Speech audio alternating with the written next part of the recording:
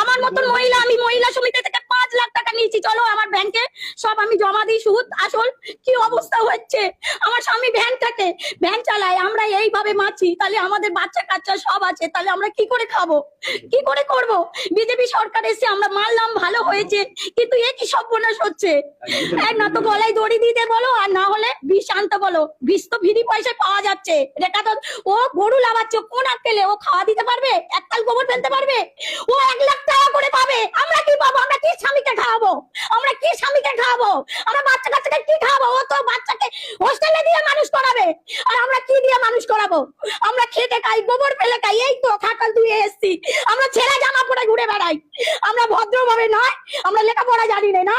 ও কি ও তাদের সরকারকে বলো আমাদের এবারটা করে দিতে বলো। আমার 5 লাখ টাকা লোন নেওয়া, সব মহিলারা এসে আমার বাড়িতে এসে বলছে লোন শোধ করো। আমি কি করে করব? চলো আমার বাড়িতে কি অবস্থা, আমি কি করবো আমি ভেবে পাচ্ছি না। আমার স্বামীর আগে চলে ভ্যান নিয়ে বার হয়েছে বলে আমি কাটালে ঢুকবো না, কি করবো? আমার গরুগুলো খাওয়া দিতে পারি না, এই একটা তরফাল বিচুরি আয়লা দেয় না। 3 লাখ টাকা আমি ভুষির দোকানে, চলো আমি তোমাকে দেখাচ্ছি, খাতাপত্র সব বার করে রেখে দিয়েছি। আর রেখা দিদিকে বলো তুমি জিতেছো ভালো হয়েছে, তুমি মানুষকে উপকার করো। মুসলিম বা তারাও হিন্দু, তারা তো মিশছে একসাথে, আমরা তো একসাথে আছি। তারা কোনোদিন দেননারি করেনি কি কারু আমাদের গলা ধাক্কা দিইনি। ওদের কুরবানিটা ওদের করতে দাও, আমরা বাঁচি। আর না তো এসে ওকে গোবর ফেলতে বলো, গোবর ফেলতে বলো, গোবর ফেললে তাহলে বুঝতে পারবে আমাদের কি অবস্থা।